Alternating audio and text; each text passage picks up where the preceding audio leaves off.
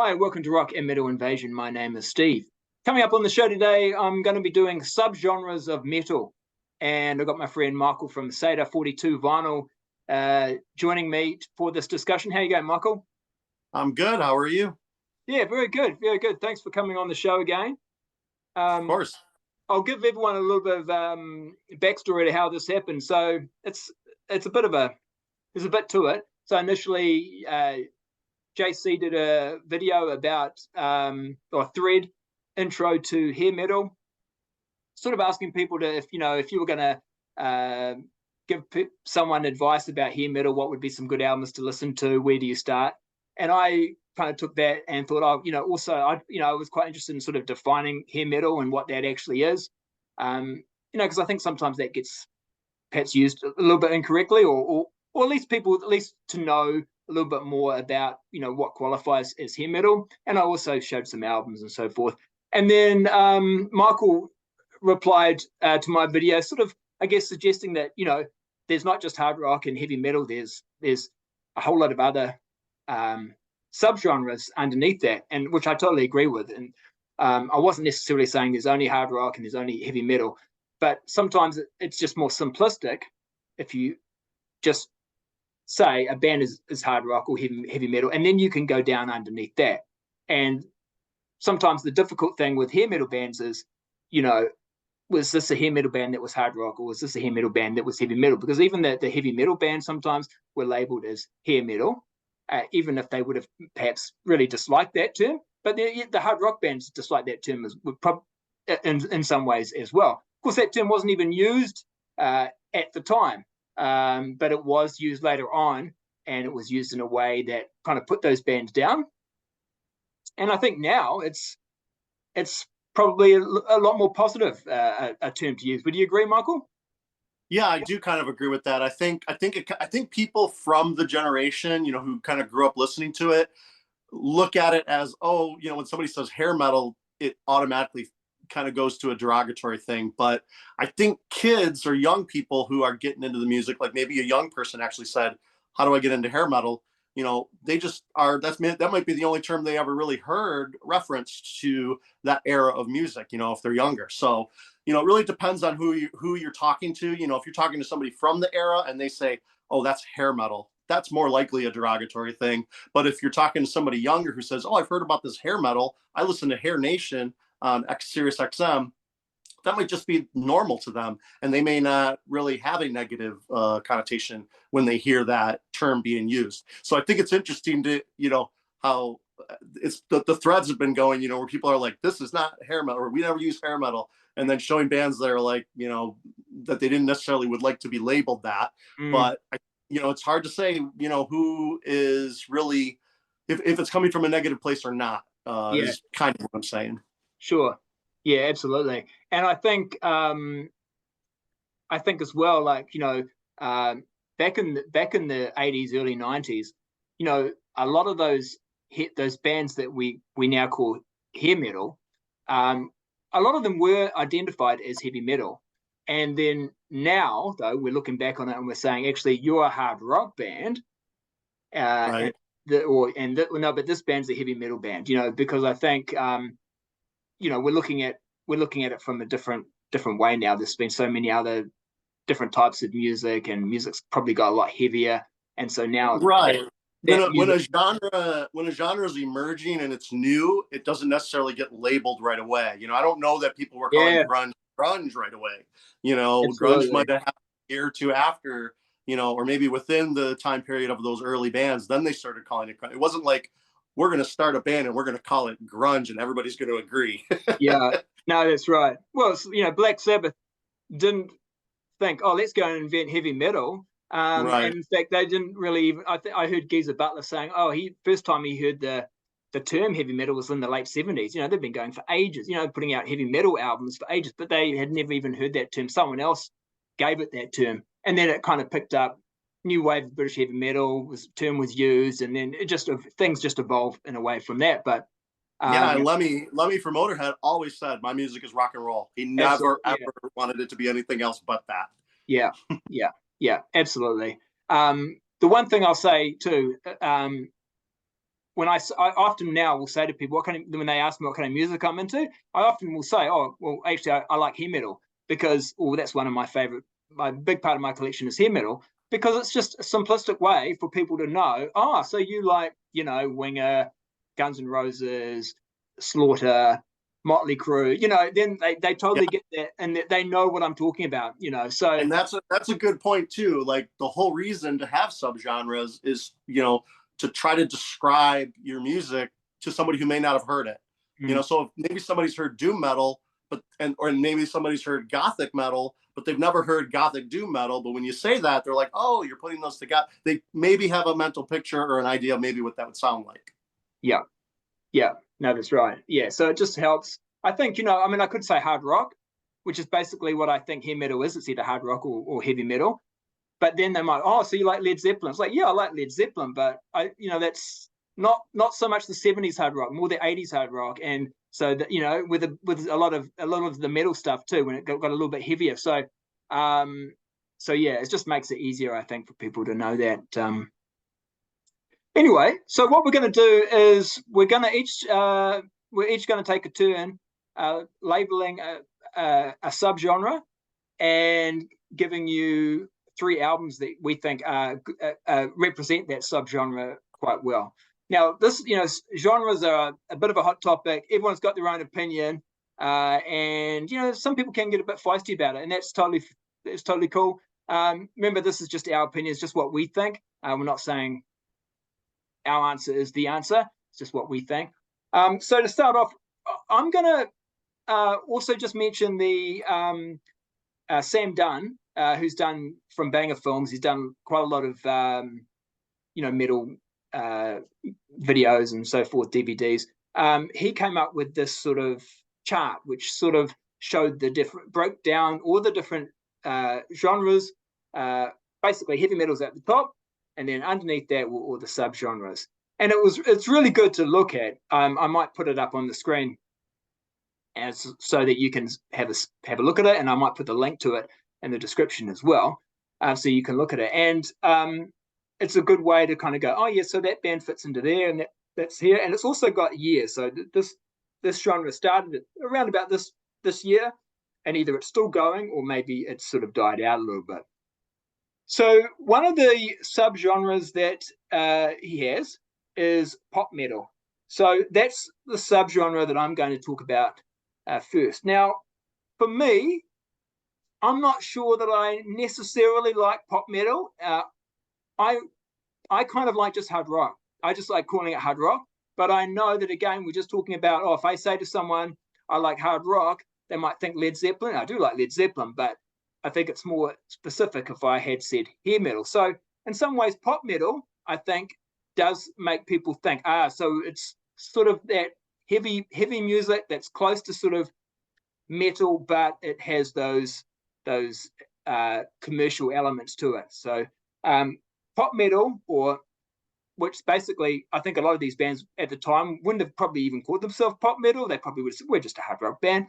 But I'm going to go with a good example of pop metal, I think, is Loverboy.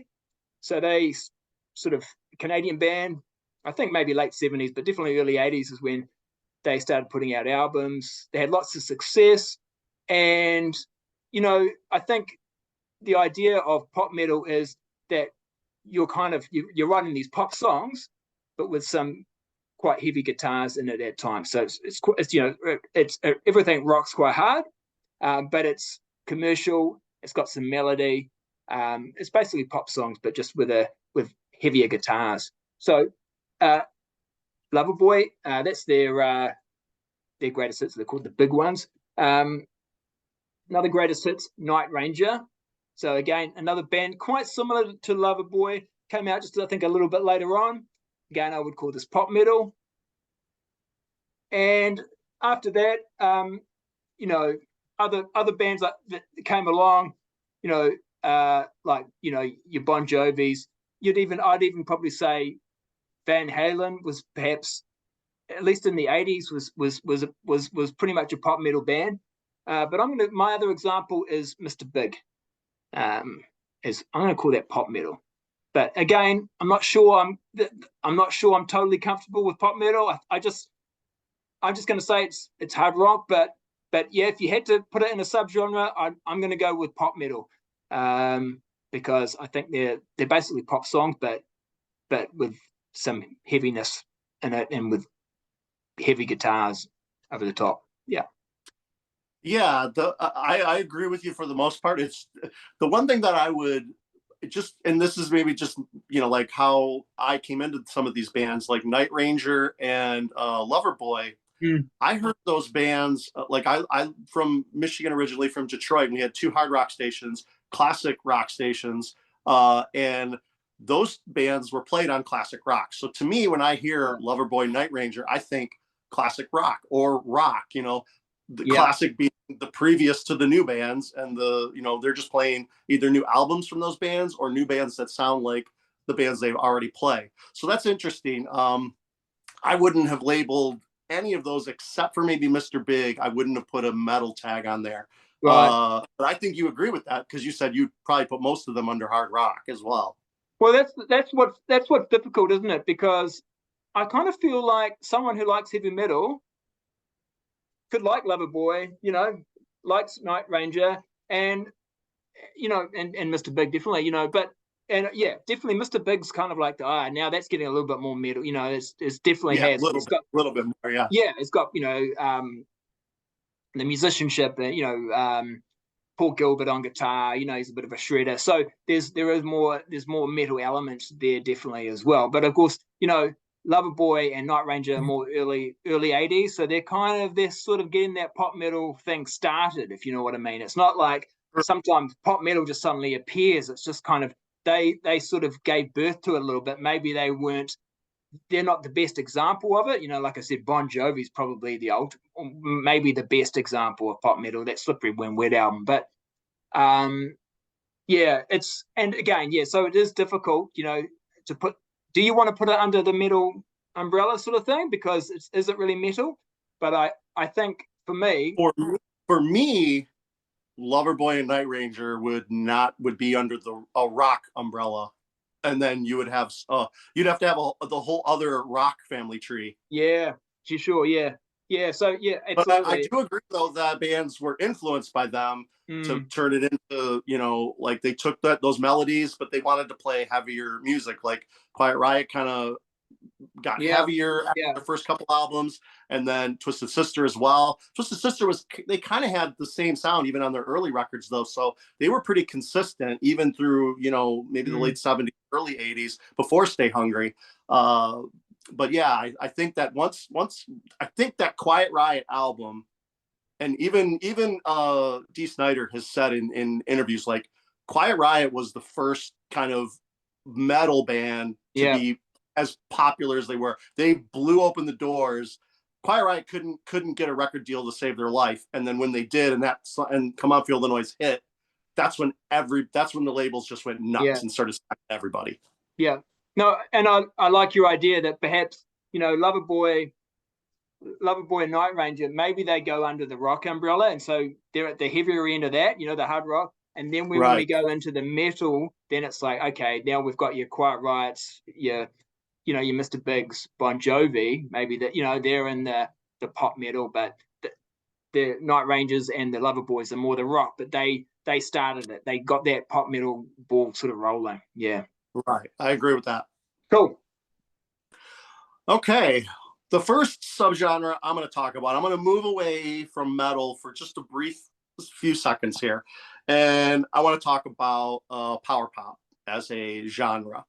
Power pop, I'm going to read a Wikipedia from it. It's a form of pop rock based on early music from bands such as The Who, The Beatles, Beach Boys. Typically incorporates melodic hooks, vocal harmonies, energetic performances, and cheerful sounding music underpinned by a sense of yearning, longing, or despair. I kind of like that description because it's kind of happy sounding music, but a lot of times, a lot of breakup songs in there, a lot of sad stuff going on, And I just want to shout out another YouTube channel, the Omaha Introvert. Her channel, Hannah, she has a great video, just like what is power pop video. And I learned so much, and I bought so many bands. I probably spent a couple $100 after watching her video, just buying bands on Discogs. And the best thing about Power Pop, if you really want to get into it as a vinyl collector, all the records are incredibly cheap. Like, for some reason, Power Pop as a genre is not, the records do not get expensive. So the first band I want to talk about is Shoes. And Shoes is a band from, they were formed in 1977, and they're from Zion, Illinois. These guys were inspired probably by Cheap Trick and those guys from that area, because they're all from Illinois, Chicago area. But the Shoes is a really good, melodic, very jangly guitars. It almost would remind you of, like, maybe some indie rock from the 90s, but in the late 70s, early 80s. Right. It's kind of like that sound, but, like there's newer bands like Sloan and things like that you might, and Matthew Sweet would be, taking this type of music and putting it into a 90s lens. Another band that I really like is The Beat. And this band is usually talked about as, I think it's Phil Collins, and The Beat. Let me get his name real quick. Yeah, Paul Collins and The Beat, because The Beat as a band name is not a really good internet band name. You search for The Beat and you're not going to find this record. Yeah. But you search for Paul Collins, The Beat, and you'll find it. Interesting is that this band there's a song on this album that was used in the Green Day musical for American Idiot. And Green Day is kind of a, some people might say that Green Day is a pop punk band. They have that pop label. And I think that they were inspired by a lot of these bands, a lot of that pop punk, they were inspired by punk, but they're also inspired by, very catchy, hooky, choruses and stuff like that. And they actually use a song from this album in one of their, in that show, which I thought was fascinating. I thought that was really interesting. These guys formed in 79, and yeah, really, really good record. And the final record is this. I discovered this record from Hannah from Omaha Introvert. She talked it up, and I was like, okay, I bought it, and it is now. It's really hard, I think, as you get older, to have favorite albums, like new favorite albums that you haven't heard before. This album is probably in my top 10 favorite albums of all time now, because 2020. This album is so hooky, so good. It just sounds fantastic. These guys formed in 77 in Tulsa, Oklahoma. And this is power pop. On Wikipedia, that's their only genre definition for this band. The other ones get, rock, pop rock, whatever. This band is just pure power pop. Great album. If you haven't heard this, I highly recommend it. Great album. So I don't know how much you know about power pop. No, not too much. I guess I'm sort of wondering. So, what's the difference between glam rock and power pop? Is that an image thing, or? Well, power pop would be more of inspired by the Beatles, the Who. It's more of a rock, and I would say, more. They would sound like a Matthew Sweet would be a more modern version of this type of music. Like Big Star is like one of the bands that you would say is kind of like the first band that was, they kind of invented power pop without knowing it. How we talked about that already. Bands don't know what they're doing, they're creating genre. But a lot of bands would say, Big Star was a huge influence. Matthew Sweet would always say that as well. So it's jangly guitars, very hooky choruses. Like the Romantics is another good example of a power pop band. The Knack is another good, My Sharona would be a really good example of a power pop song.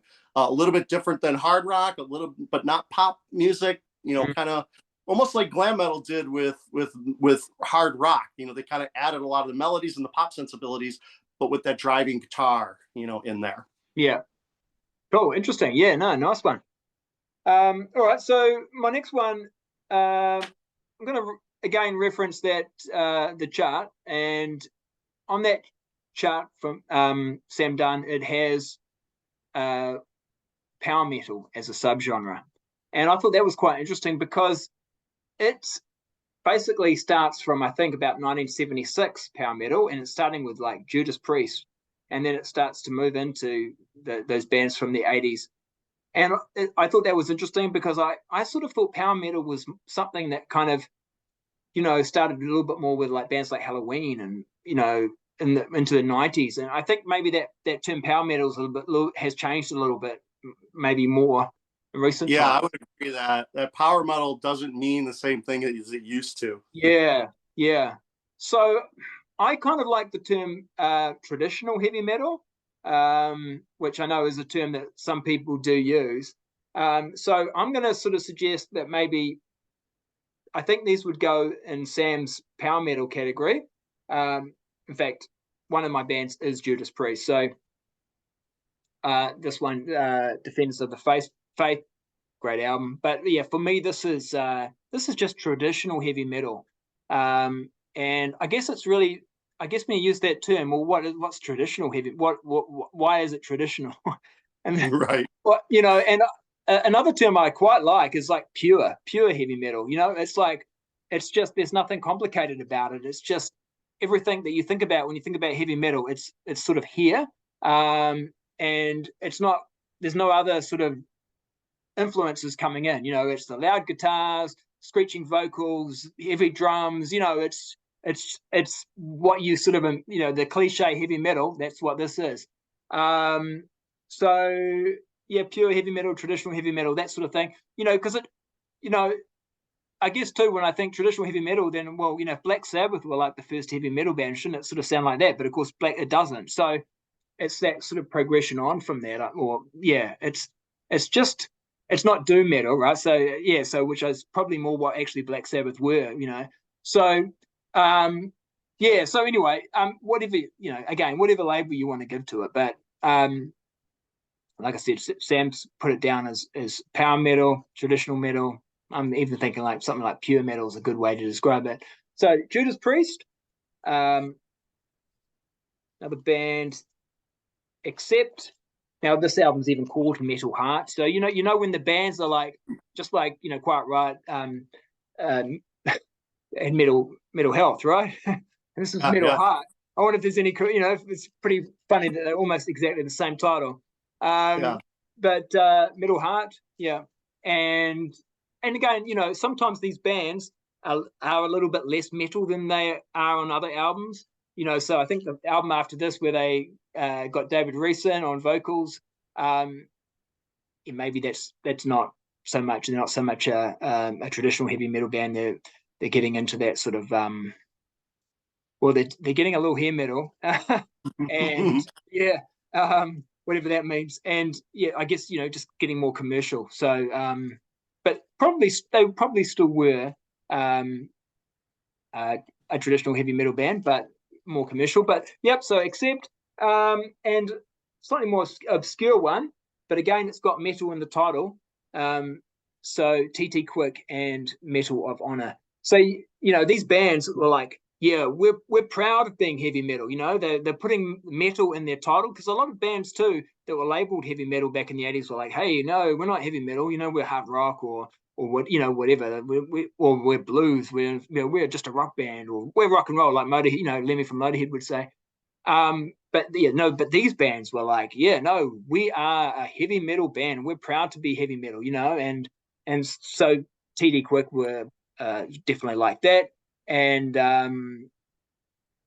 yeah, and they're not necessarily like Manowar, who are like death to false metal and like hating everyone who was like a poser and you're not true metal, but Right. yeah, but they're proud of being a heavy metal band, and of course a little bit of thing talking about Accept before. So Mark Tornello is the vocalist on this, and he is of course now the vocalist in Accept. So yeah. Yeah, I and Halford is always waving the metal flag. He's like, we are heavy metal, and Yeah. and I agree that Judas Priest. I think that they are the root of modern heavy metal. You know what I mean? Once Judas Priest started coming out and making their albums, like their first couple albums, maybe not the first album, but the Sad Wings of Destiny. Like that sound, I think, influenced so many bands. I think it influenced hair bands. I think it influenced thrash bands. It influenced doom bands. It influenced so many people that just wanted to play heavier music. And yeah, I think traditional heavy metal is a rearview mirror term, if you want to say. It's like now we're looking back and saying 2022, what is what was the roots of metal, and then we can say, well, Sabbath was the beginning, but bands like Judas Priest and maybe some of the bands that you're mentioning after that who were influenced by Priest, started making metal in that vein, in that style. And there's a whole new resurgence of, like, there's a new wave of traditional heavy metal bands in the 2020s and the 2010s that have put out lots of albums, that are just it's gone completely underground. It isn't even as big as new wave of British heavy metal was when it came out. It's even smaller than that, but there's a ton of bands, tons and tons of bands. Yeah. That's cool. Yeah. All right. Well, I'm going to go a little bit. I'm going to go back to metal now and kind of jumping onto your power metal. I'm going to talk about, I think my genres are very narrow. So the narrow genre I'm going to concentrate or talk about now with three bands is US power metal, which is USPM for short. I've read a couple articles on this, watched a couple videos. This is a thing. It's not like I'm making US power metal up. And I think most people have probably heard of it, but it's basically, I'll read here. United States power metal is an umbrella term to define a range of American bands playing classic heavy metal or traditional heavy metal that sprung up after the new wave of British heavy metal. So after new wave was over in the early 80s and basically turned into traditional heavy metal. But some of these bands, they sped up their sound.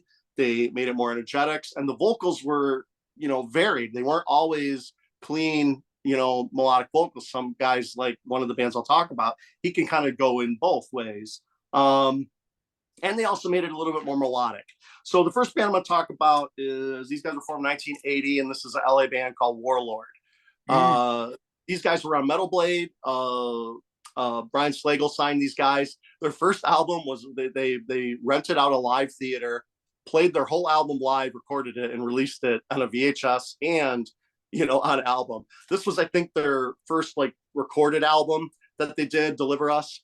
And it's just a really, really great sound. It's taking that traditional heavy metal like you were talking about just a little bit step further, making it metal, like real metal. I mean, not that their traditional heavy metal isn't real metal, but its roots are rock, so they still, they evolved. They were still evolving in the early days. Yeah, sure. And another band that I think a lot of people would agree with is Sabotage. This is definitely a really good example of US power metal. These guys are from Florida, and they really took that, metal sound and even some of that FM radio sound with the melodicism, they might have been hearing, maybe they had a classic rock station and they were influenced by that. But John Oliva, the singer, he has those high shrieks he can do, but he can also do kind of like lower vocals and like, you would, like you said, more modern power metal is defined by like Halloween, where the sword vocals, the soprano stuff and the vocalists who can, do stuff that normal people can't do. So Sabotage, I think, is a really good example of US power metal. And this is a little bit more underground, but this is one of my favorite records that I bought in the past couple of years. And these guys are from Pennsylvania, and this is the Lord Weird Slaufag. And these guys would probably cross genres a bit. They could probably be labeled as traditional heavy metal. But I think that because they're in the US, they have a lot of melodic tendencies. They have clean vocals throughout this album. And this is like an album that has a whole concept about like a dungeon, like a role-playing game or whatever. But besides that, like just really, really good, clean vocals, very melodic, very heavy, but in the vein of like a Sabotage or a Warlord. And they're from the US. So I think US power metal kind of fits for these guys. So that's US power metal by just three bands. Great. I'll have to check out that last one, because that's a new one on me. So yeah, it's a really good album. You can stream that. I highly recommend that to everybody. Cool. Yeah, and interesting. Yeah, you're showing Sabotage, of course. Yeah, I know Sabotage got all their albums. And that was one band I mentioned on my What Is Hair Metal episode, because I believe, as I'm sure you can probably understand, Sabotage have been labeled hair metal as well, because, I guess they had a little bit of that hair metal look, but also they're just out in the 80s. But I mean, they were not, and they were on a major label, and, but they sounded completely different to your Rats and your Wingers and your Motley Crues. They had that, like you said, that power metal, that traditional metal Yeah, sound. it's and when you go on Wikipedia, they're labeled as heavy metal, prog metal, power metal, symphonic metal, and speed metal. So they Yeah, get all the labels yeah, because nobody yeah, could fit them into anything. yeah, yeah, And yeah, I think some of these bands that we talk about that get into these subgenres, like we said before we started, like they can fit in a lot of different places. You can plug them in, yeah, and you'll get people to agree. Yeah, they belong there. yeah. No, totally, So totally right. All right. Next up, next subgenre I'm going to talk about, and this one's going out for Dan from Off the Charts, because I know he really loves this subgenre, and I'm talking about grunge. And I found it interesting that grunge is even on that tape, on that chart. It's even on there, right? Because grunge, is that actually a subgenre of metal? But it should be. I think it should be, because I think a lot of people who were like listening to hard rock and heavy metal in the 80s were suddenly like, oh, what's this grunge? It became popular, sure. But I think a lot of people liked it who also liked hard rock and heavy metal. And it was an evolution, or it was a change. And I think a lot of people just went along with it. And, I certainly didn't like suddenly decide, oh, I don't like hair metal anymore, or I don't like hard rock or heavy metal anymore. But I liked some of the grunge music that was coming out. Not all of it. I think for me, I preferred the more metal, the more metal flavors, that hard rock, has, or that the hair metal bands had. But I could definitely appreciate it, and I guess really because in a way, what grunge is sort of alternative music. What had been alternative music, just getting a little bit heavier, isn't it? And having a little bit more of a metal sort of edge to it. Um, I, I mean, like I said, everyone knows it as grunge. I kind of like the term hard alternative or heavy alternative in some ways to describe it. And even alternative as a label is a bit of a funny one, isn't it? Well, what's alternative? What is alternative? But right. But again, everyone knows if you said, "Oh, you're into alternative music," people kind of know what you're talking about, right? But it's kind of hard to define because it's the alternative to what, But I quite like that term, because I feel like it's those alternative bands, those alternative rock bands who just get that little bit heavier and start having maybe there's some metal influences in there. Like if you think about a band like, they're not one of my examples, but a band like Soundgarden, there's some Black Sabbath influences, and they even admit that themselves coming out in their music. But they were put in the grunge category. It's hard to know. So obviously, this is the prime example of grunge, the biggest grunge band probably ever, Nirvana. And it's hard to know. I think Kurt Cobain had lots of influences from lots of different places, and again, just probably by accident in some ways, and maybe the environment being in Seattle and all the other bands that were there, they kind of invented this grunge sound without necessarily going. It wasn't a planned thing; it just sort of happened, right? Right. Yeah. So obviously, that's a great example of grunge, or what I'm sort of calling more hard alternative. I think the issue that I have with grunge, or maybe calling it heavy or hard alternative, is perhaps better, because yeah, this is grunge, but is this grunge? Pearl Jam, yeah, they get put in the grunge category. And again, but Yeah, is it hard I would alternative? say no, but yeah, Yeah, they do definitely get put in there. yeah. Again, well, a lot of it was almost like you're a heavy rock band from Seattle in 1993, you're grunge, and yeah, that was almost the thing, just I guess a little bit like the hair metal bands. You're from LA and you've got big hair, oh, you're hair metal. So yeah, but they were labeled as a grunge band, but they sound quite different. And my other example, well, to be honest, I'm going to cheat a little bit, and I'm just going to show two examples here, but two more examples. I'm going to have four. So there's Bush, 16 Stone. So again, that's been labeled as sort of grunge. It came out around about the same time as Pearl Jam and Nirvana and Silverchair. Frog Stomp, Australian band. They had a lot of success. Again, around about the same time, 95 actually. So it's actually a little bit after the grunge period, but still very grunge was still very popular at that time. So yeah, I just think it's interesting that grunge is under the metal tag, but I'm pleased that it under the metal tree there. But I think it's good that it is. But I think it's also interesting too on Sam's chart. He stops grunge at about 1993 or something. So it's actually, he's almost saying that genre is dead. Yet I'm sure there's bands coming out now who have come out since after that time, who you would have labeled grunge if they'd come out in 1992. But so it's almost like it was just for a very short period of time, and then I guess once Kurt Cobain died, the genre died or something. I'm not sure. But now I think it's just bands who sound like that. If they come out now, they're just maybe given the term hard alternative, or heavy alternative. But yeah.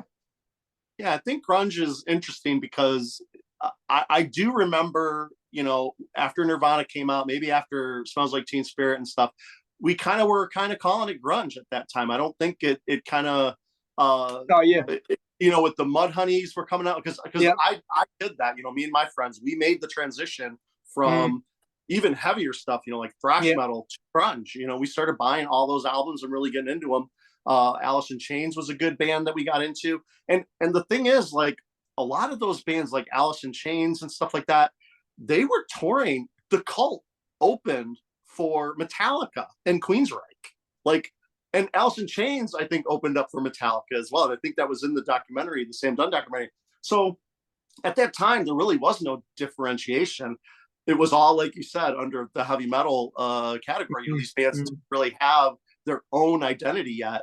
And they were just kind of getting lumped in. And I know Alice in Chains and Nirvana, they were being played on Headbangers Ball, at the time. So, it was almost like the Guns N' Roses and the hair metal, or the glam metal is what I like to call it.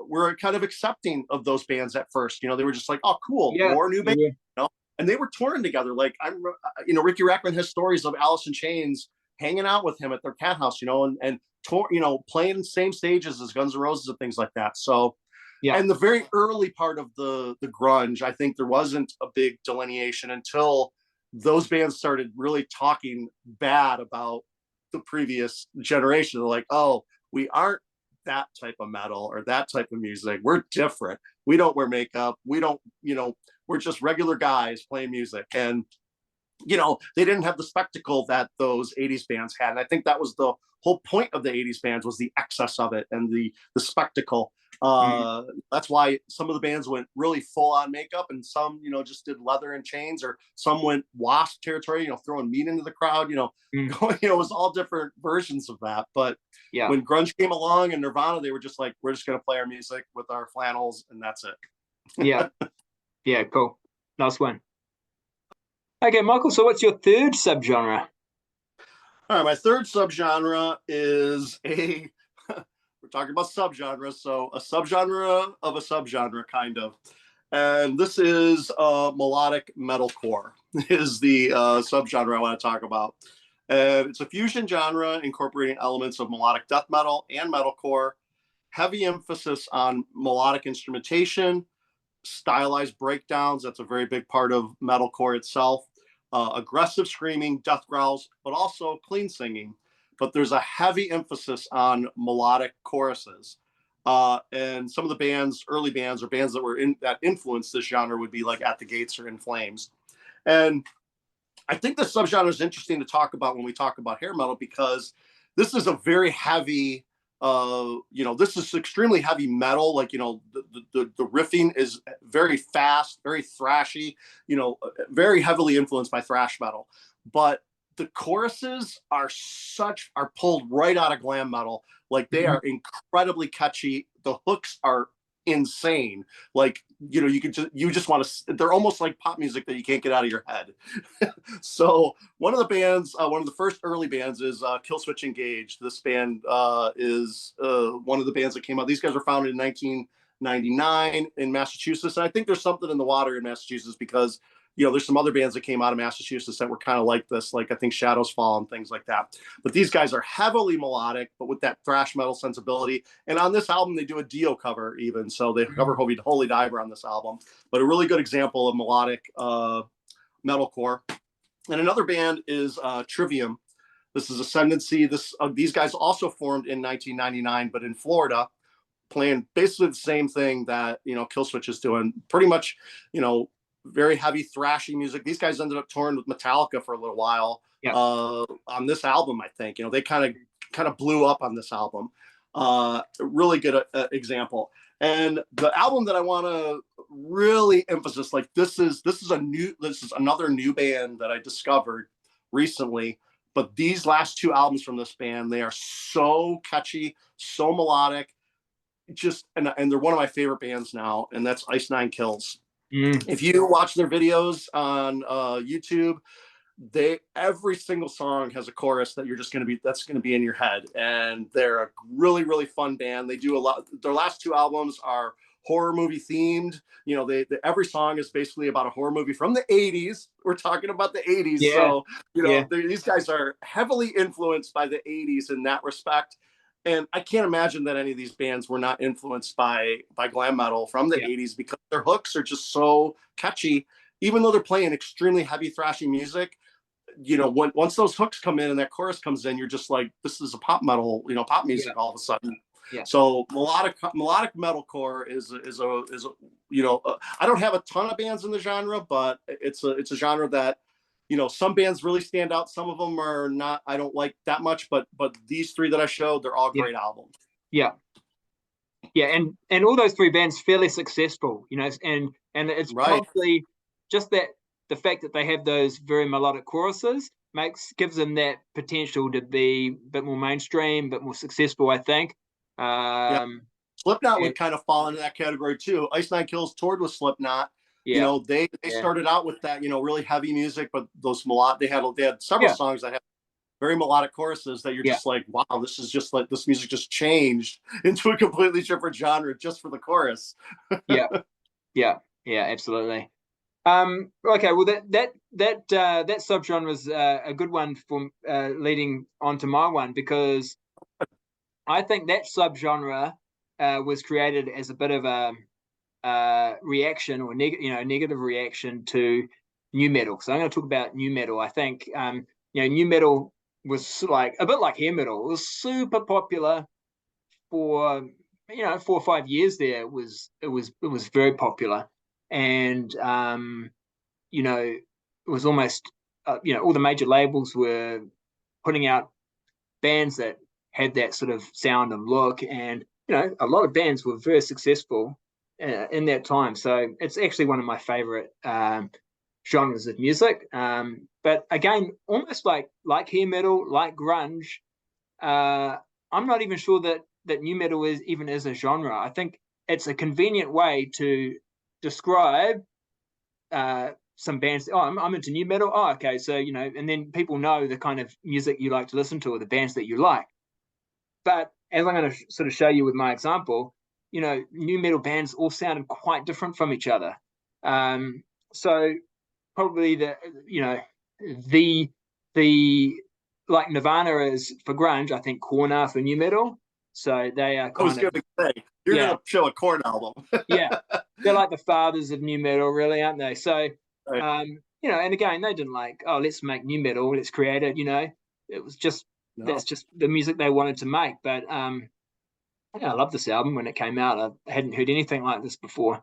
And yeah, I mean, I'm not going to go into all the sort of influences, but it's I guess it was called new metal because it was a new kind of a sound for metal, taking in a whole lot of other genres of music that hadn't necessarily been heard in metal before.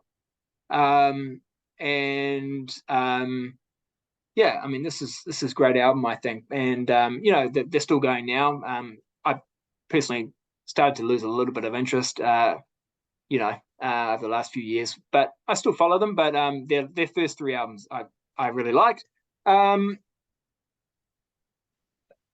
guess too, another problem I have with new metal is, in the year 2000s or whenever, bands are still coming out and they're still calling it new metal. It's like new metal's been around since 1994. So how it can't be new anymore, So the whole label doesn't make sense. It's not new anymore. So anyway, I mean, for me, I would call this alternative metal. That I think is a better term. But yeah, again, when I'm just telling someone what kind of music I like, yeah, new metal probably tells people. Yeah, it's usually spelled NU metal though. Yeah, and it's So called NU. that's a little bit. It doesn't necessarily mean always, NEW new, but yeah, but it's interesting.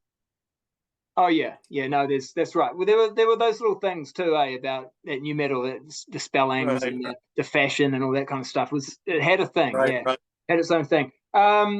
So here's an example, of bands that were definitely called new metal but sound quite different. So Deftones, yeah, I mean there's some similarities, but especially maybe on the first couple of Deftones albums, yeah, they do sound a little bit like Korn, but this album in particular, they started to move away from. They really started to develop their own sound.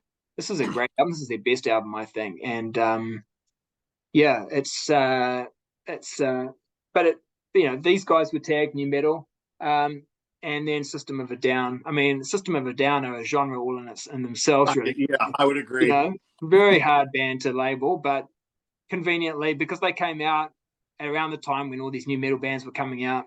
And they toured with a whole lot of new metal bands, and they were given that tag. But like I say, I just think alternative metal is perhaps a good way to describe it. They're influenced by alternative rock, they're influenced by metal, they're influenced by other genres of music as well. And definitely one of my favorite subgenres. Yeah, new metal's interesting for me. Like, there are bands that pop out. Like, my number one album of 2022 is a band from Nova Twins, and they have a lot of new metal influences. But like you said, they pull from a lot of different genres, and they just, for some reason, they don't sound like Korn. Like Korn, no, I appreciate that you like Korn, but I can't stand that band. That is just a band I cannot listen to. Like, that version of new metal is just it's too much of that.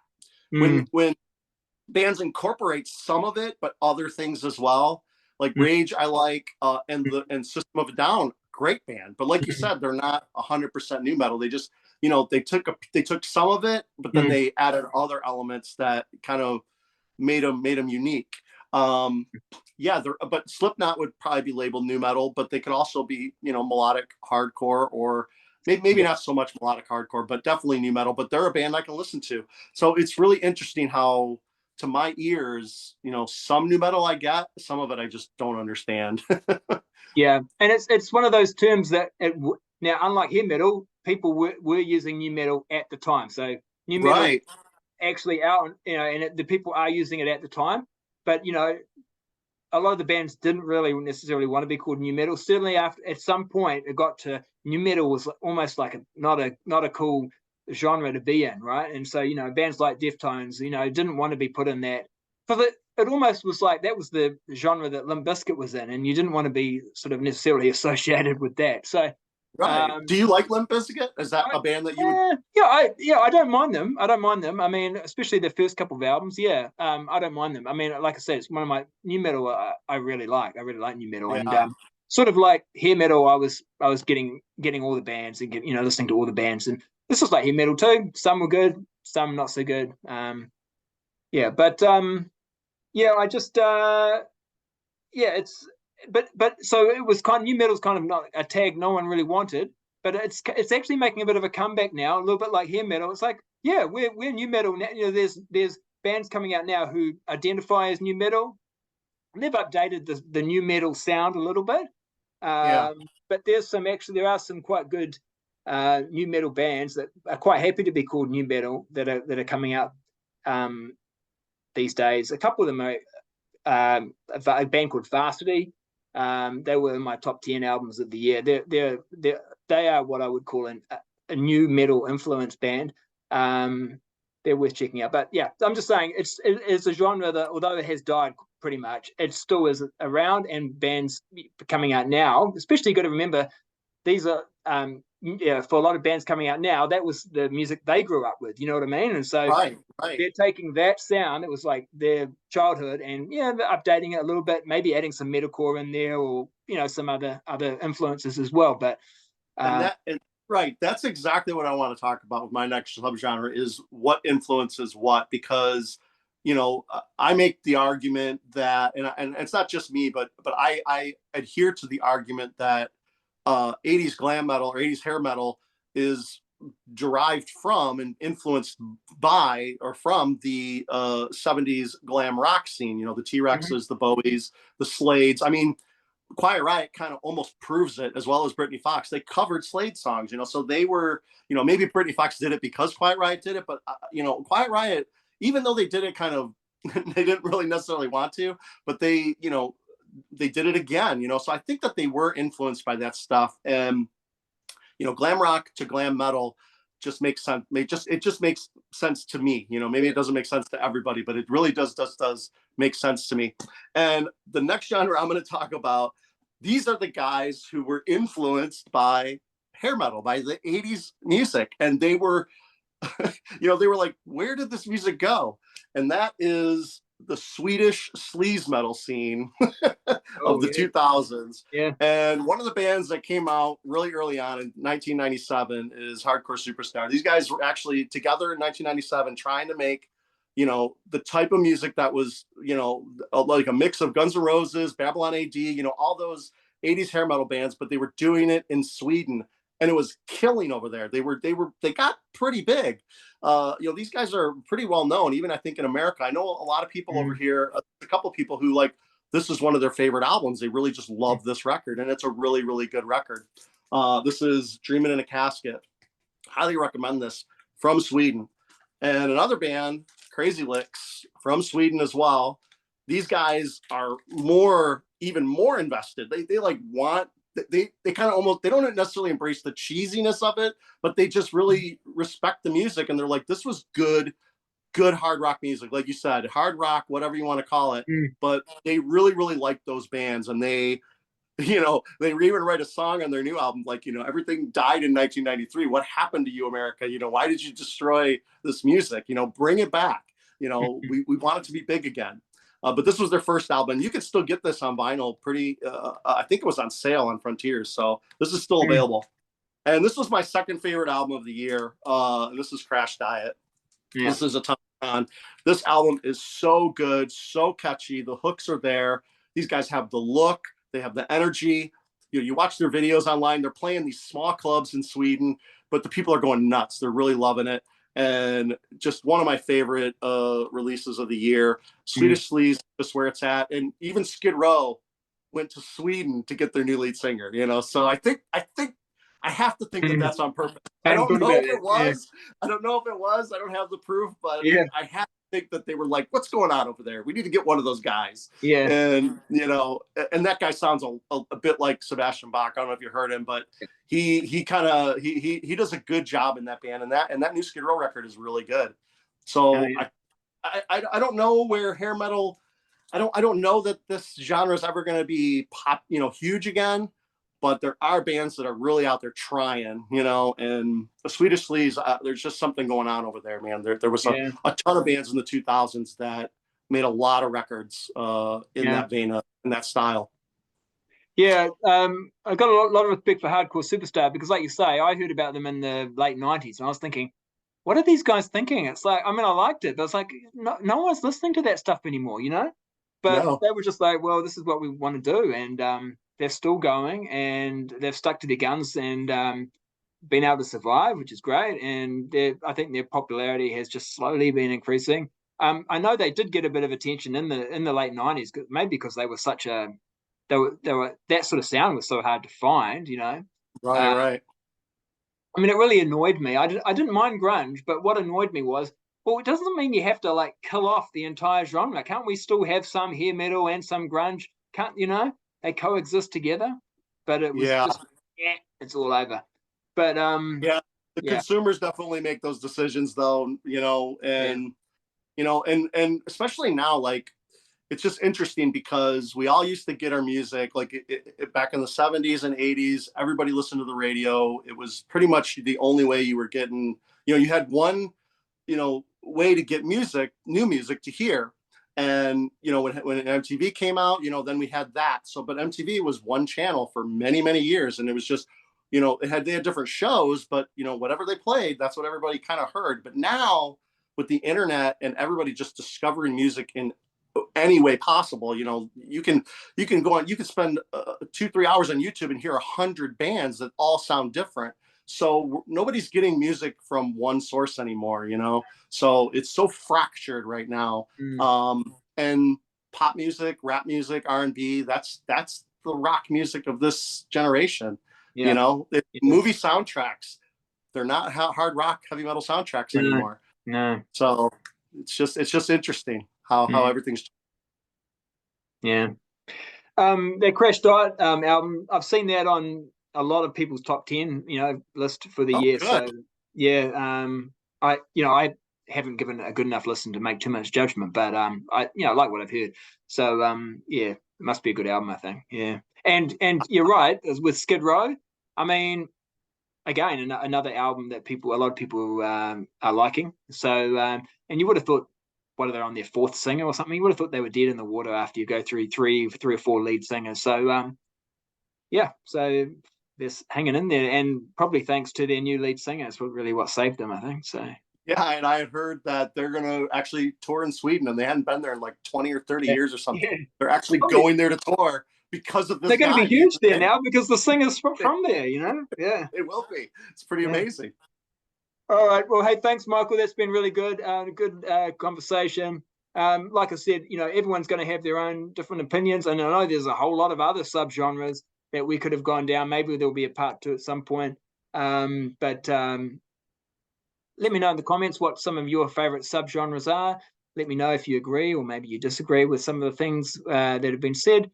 Hit the like button, hit the subscribe button. It's been great to see some more subscribers coming on the channel. And don't, of course, forget to check out Michael's channel, Sador42. He does some fantastic work on his channel. He's got a great knowledge of music, and as you probably know from watching this episode today, you know, he's got a wide variety of interest in different music. So check his channel out. All right, we'll catch you later. Thanks for watching. See ya. Thank you.